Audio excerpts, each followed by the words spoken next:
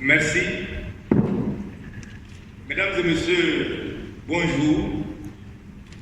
Je suis honoré de prendre la parole aujourd'hui pour parler de comment construire sa carrière. Cette conférence, vous vous rendez compte, rentre dans le cadre de la modernisation de l'État. Moderniser l'État ne peut se faire qu'avec des ressources humaines, de qualité, des ressources humaines conscientes de leur mission et des ressources humaines qui se sentent à l'aise dans leur carrière. Ceci me semble être fondamental. En tant que conférencier, moi je ne suis pas juriste ni administrateur civil. Il s'agit de faire valoir ma carrière pour dire quelque chose dans la construction de la carrière des jeunes. Alors, la première des choses, c'est l'itinéraire. L'itinéraire de quelqu'un. Ceci me semble être important. L'itinéraire. Où suis-je? Où suis-je? Je suis jeune, j'arrive à la fonction publique, je suis à l'aise, je pense que c'est facile. Mais non, ce n'est pas facile. Il faut avoir déjà une idée de construction de sa carrière. Où vais-je aller? Certainement, dès le début, si on est conscient, on va se dire je serai comme Alhaji Ibrahim un jour à la quoi? À la retraite. Alors, pour construire sa carrière, 3 éléments essentiels de départ me semblent être fondamentaux. Le premier élément, c'est l'engagement pour le progrès. L'engagement pour le progrès. C'est quoi cet engagement pour le progrès? Je suis content de voir en face de moi quelqu'un que j'ai connu dans l'engagement dans le progrès. Vous venez à la fonction publique avec un niveau. Vous venez avec un niveau. Ce monsieur, je l'ai croisé en tant que préposé des douanes. Sa première réaction il m'a dit, Ibrahim, je suis capable de faire le bac et d'être au moins capitaine. Ce monsieur est sorti colonel. Il est là assis dans la salle. Ça, c'est important, l'engagement personnel. Le deuxième, c'est l'engagement public. Savoir qu'on est un agent public, qu'on doit servir à la satisfaction des usagers, à la satisfaction de l'État. Ceci est fondamental. La deuxième, elle est partie du premier postulat. C'est l'image de ce monsieur qui est là-bas. Directeur général, secrétaire général, certainement ministre, souriant en regardant son image lorsqu'il est rentré à la fonction publique. Mon souhait est que tous vous ayez le même parcours. Inch'Allah. Le troisième élément, c'est le besoin de changement. Le besoin de changement. Je suis rentré à la fonction publique. Le changement de quoi? Le changement de la compétence.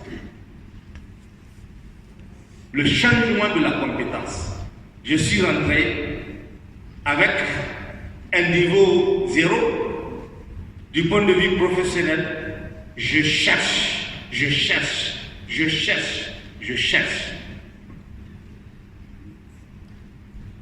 Fondamentalement, donc, on va venir dans cet itinéraire à une phase que j'ai appelée une phase d'apprentissage. Le premier élément de la phase d'apprentissage pour le cadre, c'est d'être humble. Je suis venu avec une maîtrise, je suis venu avec le nouveau diplôme, nous on appelait ça 2S. Maintenant on appelle ça quelque chose comme ça, master, n'est-ce pas? Voilà. Je suis venu avec master, avec doctorat. J'ai trouvé un cadre B qui est sorti de l'IPDR, qui a 15 ans, 17 ans. Attention, il ne faut pas que le mythe du diplôme me monte. C'est celui-là qui va m'apprendre les choses. Celui qui va m'apprendre. Je suis sorti de l'ENA, capitaine de douane, ceci, cela. Non. Mettez-vous au préposé de douane qui va vous dire que tel carnet de transit ne se remplit pas de cette manière, que les biens de commerçants sont de cette manière. Mettez-vous. Sinon, vous n'allez pas apprendre. Deuxième élément important, c'est comprendre et internaliser la mission de sa structure. Comprendre. Je suis au ministère de la formation professionnelle. C'est quoi la mission de ce ministère? Il y a des textes. Et je dois essayer de comprendre. Et m'inscrire dans la perspective de mon ministère. Je suis au ministère de la fonction publique. Il faut que je comprenne c'est quoi la fonction publique. Mon éminent collègue Zachary vient d'évoquer les différents textes. Vous venez à la fonction publique, vous ne connaissez pas les textes. Vous êtes à la douane, on vous dit c'est quoi la définition du territoire douanier. Vous ne connaissez pas, vous vous mettez à arrêter les gens. Vous détruisez votre carrière. Je suis sûr que les douaniers qui sont en face de moi ne le feront pas. Deuxièmement, c'est découvrir et maîtriser certains outils. Découvrir et maîtriser certains outils. Je cite certains outils. Des outils de présence. C'est un élément important. L'absence au service. Si je dois m'absenter, je dois écrire une demande directement à mon chef. Si je dois m'absenter en dehors de la ville pour aller à Polo, de Niamey à Polo, je dois. Ça, c'est important dans cette phase d'apprentissage. Le deuxième élément qui ruine aujourd'hui notre administration de par mon expérience, c'est la question du rapport de mission. Les gens prennent les perdièmes, ils vont en mission, ils reviennent, il n'y a rien. Et on dit qu'à l'administration, il n'y a pas de suite.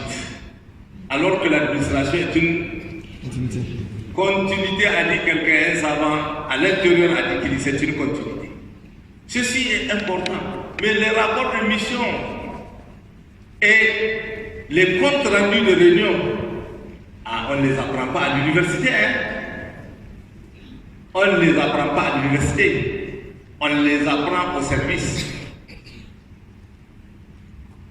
Et les rapports ne sont pas les mêmes. Les rapports, je suppose, d'un douanier, d'un gendarme et d'un inspecteur du travail ne sont pas les mêmes. Les contenus ne sont pas les mêmes. Les articulations ne sont pas les mêmes. Il est fondamental de rester et apprendre. D'être humble. J'insiste sur ce mot. D'être humble pour apprendre et progresser. Mais il y a l'autre chose de plus simple. C'est la correspondance administrative. Vous voyez, les toutes petites correspondances administratives, il faut rester et apprendre. Il faut découvrir ces quelques outils et les maîtriser.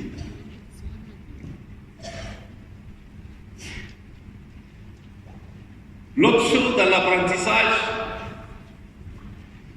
qui mine l'administration aujourd'hui,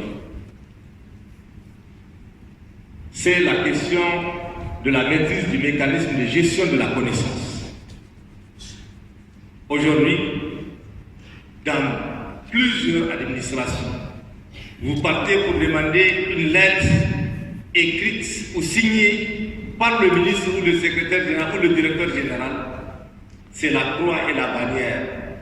Le classement n'est pas fait. Ou le classement est mal fait. Il faut suivre pour avoir. Voyez, ça c'est important pour un cadre.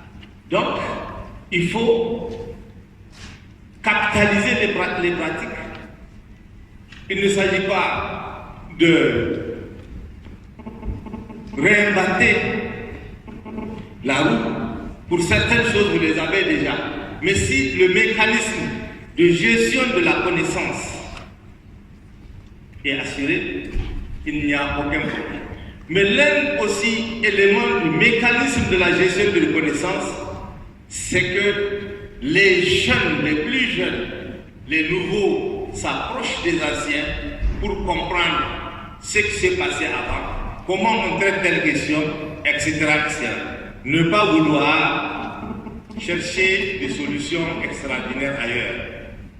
Ceci me semble être important. Après l'apprentissage, je viens à la phase de maturation. Vous avez fait votre apprentissage, les outils sont maîtrisés, vous savez vers où vous allez. Il est important de faire preuve de maîtrise des fondamentaux de votre domaine. Les fondamentaux de votre domaine. Moi, je suis spécialiste de l'aménagement du territoire et de la planification locale. Voyez-vous, il est important que, après cette phase de maturation, d'apprentissage, que je sache comment on élabore les schémas, comment on gère les fonciers dans la ville, comment on fait les plans urbains, comment. C'est un facteur de crédibilisation. Tous les problèmes que nous avons, vous avez un directeur qui est nommé par décret pris en conseil de ministres et qui ne maîtrise pas les choses. Les divisionnaires disent directeur, il y a un chapeau d'arrêt.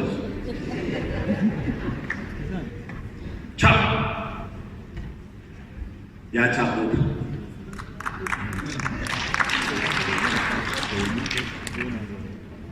Vous pensez qu'avec un chapeau, on peut moderniser l'État?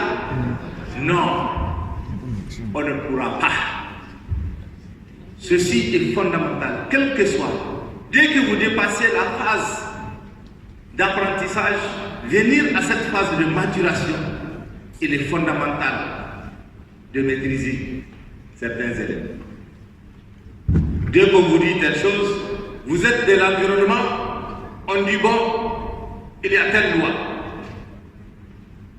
Et c'est bien, la loi là, c'est quelle loi? Il va vous dire, je prends un exemple, 98-56, c'est la loi de quoi ça? Il dit, notre ancien chef parlait toujours de ça. Cela veut dire que vous, le chef actuel, vous êtes incompétent. Deuxième élément de la maturation, c'est la culture de l'exemple. La culture de l'exemple. Bonjour, madame. Le directeur est-il là? Le chef de division est-il là? Non, le chef arrive après avoir déposé les enfants à 9h. Vous, vous êtes directeur, vous êtes divisionnaire, vous venez à 9h. Les autres vont venir à quelle heure? La culture de l'exemple Vous êtes parti en mission, vous ne faites pas de rapport. Vous voulez que ceux qui sont en bas fassent des rapports. Non, il n'y aura jamais de rapport. Vous êtes directeur, vous êtes divisionnaire, etc. Tout le matériel est avec vous, les autres n'en ont pas. Ce n'est pas bon. Le troisième élément de la maturation, c'est développer la capacité d'écoute. Fondamental. Lorsque un de vos collègues arrive, il ne faut pas le renvoyer. Il faut l'écouter. Il faut l'écouter. Celui qui vous semble être d'un niveau inférieur peut vous faire les meilleures propositions. Celui qui vous semble être d'un niveau inférieur peut exprimer sa position d'une sincérité profonde. D'une sincérité profonde, pas d'une sincérité machiavélique qui constitue à vous avoir. Il faut l'écouter. Et à vous de faire la synthèse des écoutes. Tant que vous ne faites pas la synthèse des écoutes, on ne peut pas avancer. Cela veut dire quoi? Assurer un bon management. Le dernier élément de la phase de maturation, il y en a beaucoup. Mais moi, j'ai pris les 4.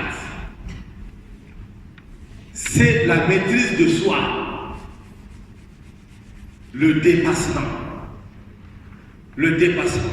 Lorsque vous êtes à un poste de chef de service, de chef de division, de directeur, que sais-je jusqu'en haut, il vous faut lutter contre vous-même. Votre fierté.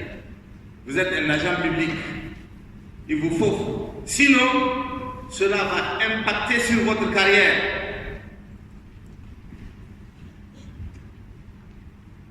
Ça va impacter.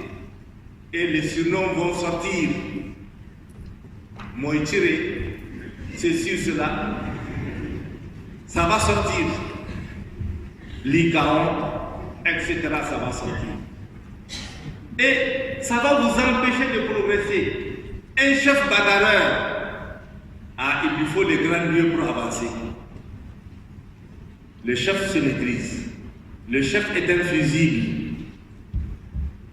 Le chef qui crie est un homme de la gare. Évitez d'être un homme de la gare.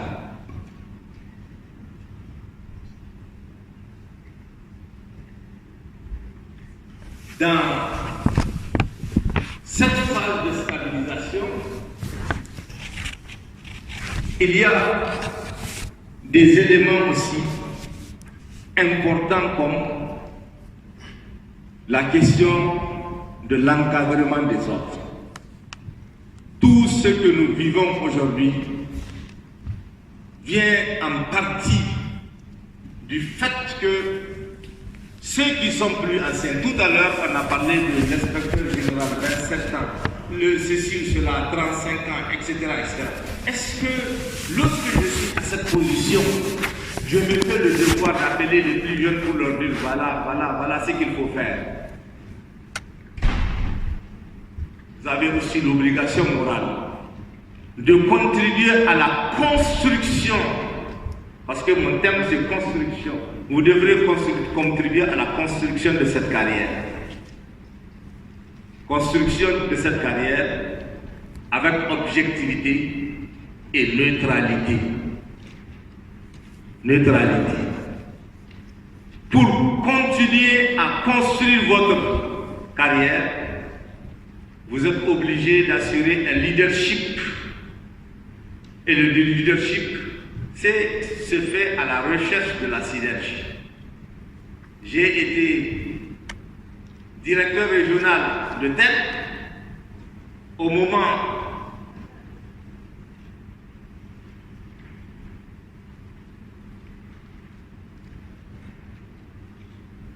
alors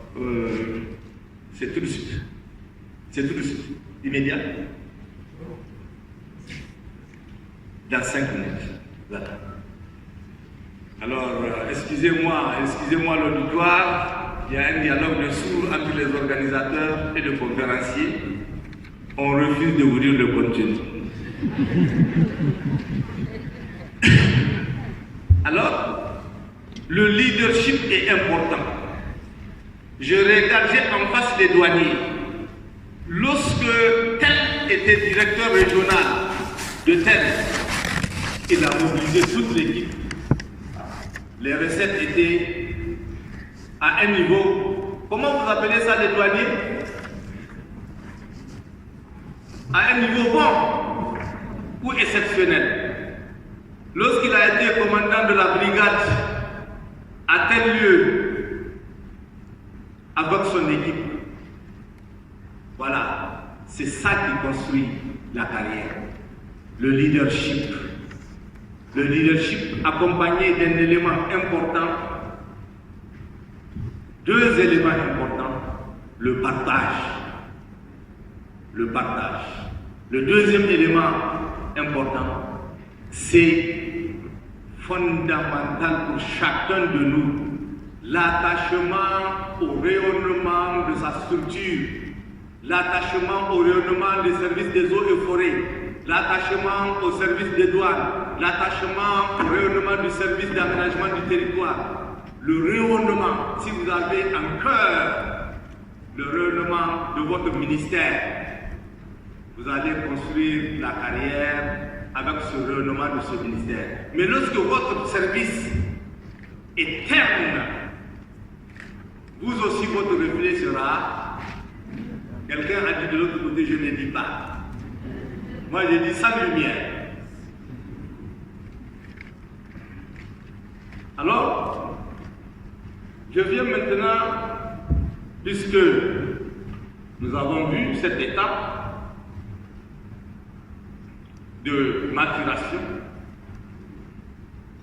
je me dis qu'il est important d'insister un peu, avant de finir, sur la valorisation de certains principes. Valeurs, ce qui donne un sens, ce qui donne de la considération. Ce monsieur, durant toute sa carrière, on l'a connu d'une certaine probité morale, d'un engagement au travail, de ceci ou cela. Donc, les 2 éléments que j'ai pris ont été développés par mon éminent collègue. La question de la valeur morale. Moi, je l'ai résumé en 2 mots. Savoir le bien et le mal.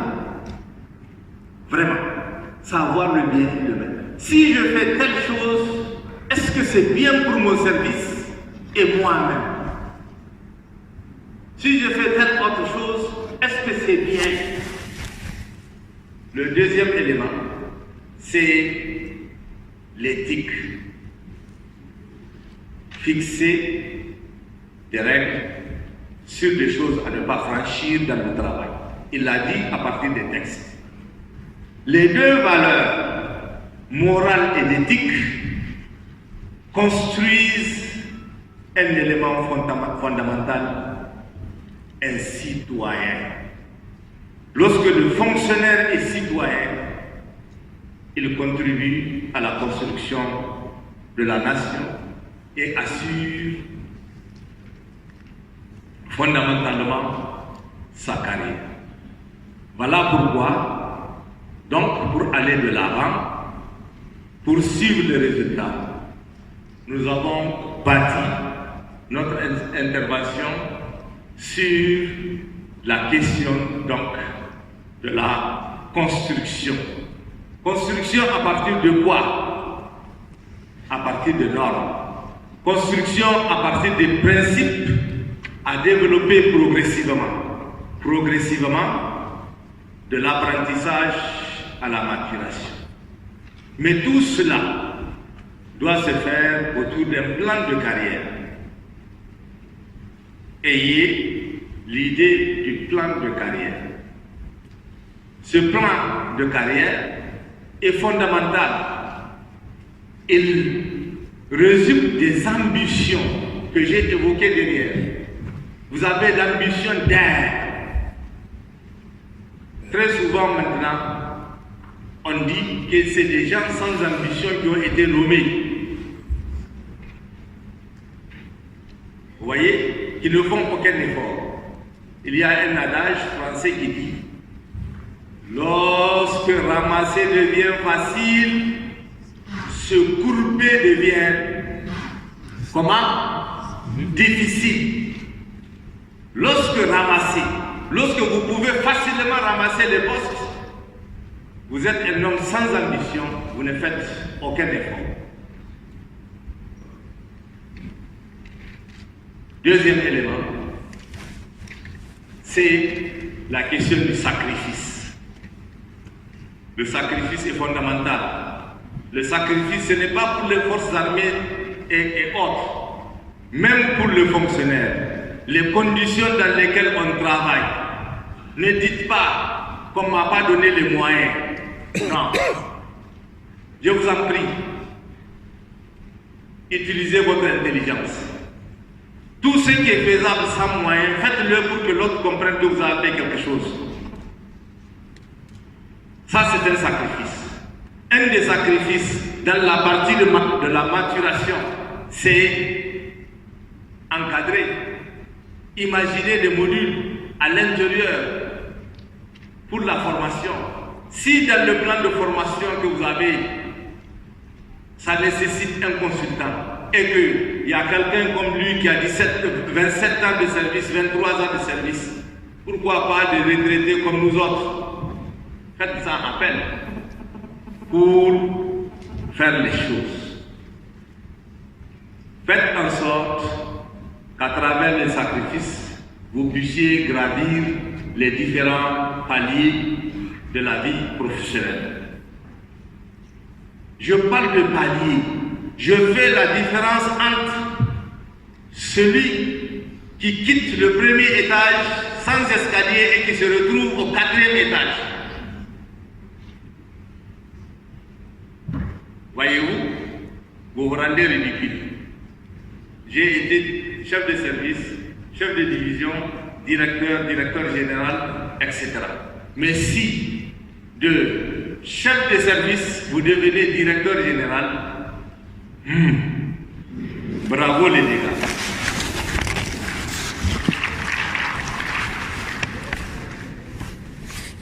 Je finis, mesdames et messieurs, par quelques conseils pratiques. Vraiment. Le premier conseil pratique, c'est rester pour apprendre. Rester pour apprendre. Différent de rester pour être. Je suis divisionnaire, je suis chef de service. Qu'est-ce que j'ai appris à partir des différents paliers? Et non être divisionnaire pour jouir du carburant, des indemnités, toujours en mission. Même les missions de subalternes, vous prenez pour partir. Non, il faut éviter. Deuxième élément, c'est la logique du parcours. La logique du parcours, elle est importante. Parcours non seulement professionnel. Tout à l'heure, j'ai pris le cas du douanier qui est parti, qui a fait, etc., etc. Ça, c'est un parcours. Vos collègues vous respecteront. Ils vous respecteront. Ils savent que vous avez tourné autour de Médé Soroa, autour de Chéri, autour de ceci, cela, avant de venir pour être directeur de telle chose. C'est un garde-vous sincère et non un garde-vous folklorique. Ils ne diront jamais colonel Tak Bati. Balsa, ils savent c'est qui. Faites bien attention. L'autre chose, c'est gagner quelque chose à chaque changement. Chaque changement. Quelle est l'aptitude que j'ai eue à partir de tel poste? Quelle est la capacité de travail sous pression, capacité de créer de la synergie, de dialogue, etc.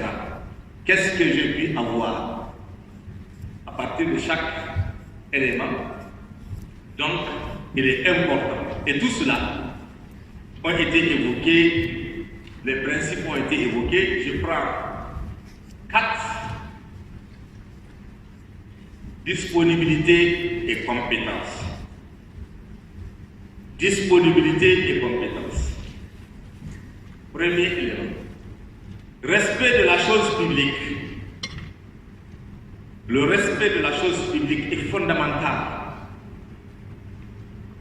Le véhicule de l'État, vos collègues voient que c'est avec ça qu'on transporte du bois, qu'on fait ceci, cela.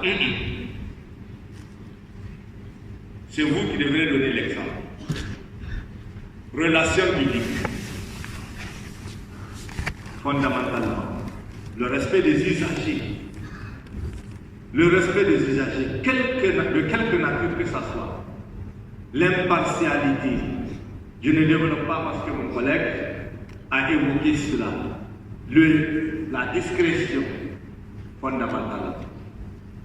Alors, mesdames et messieurs, après ça, permettez-moi de conclure en 2 mots.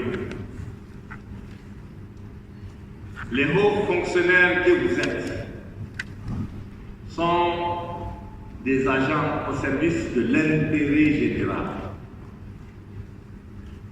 Vous êtes au service de l'intérêt général. Et vous devrez servir de manière impartiale, avec loyauté et compétence technique. De votre comportement dépend le jugement que l'autre porte à l'État. Si vous avez un mauvais comportement, si vous avez une carrière tagbati, vous allez mal servir et l'État va perdre sa crédibilité. Mon souhait est que Dieu fasse que vous soyez les fonctionnaires modèles pour la construction du Niger. Je vous remercie.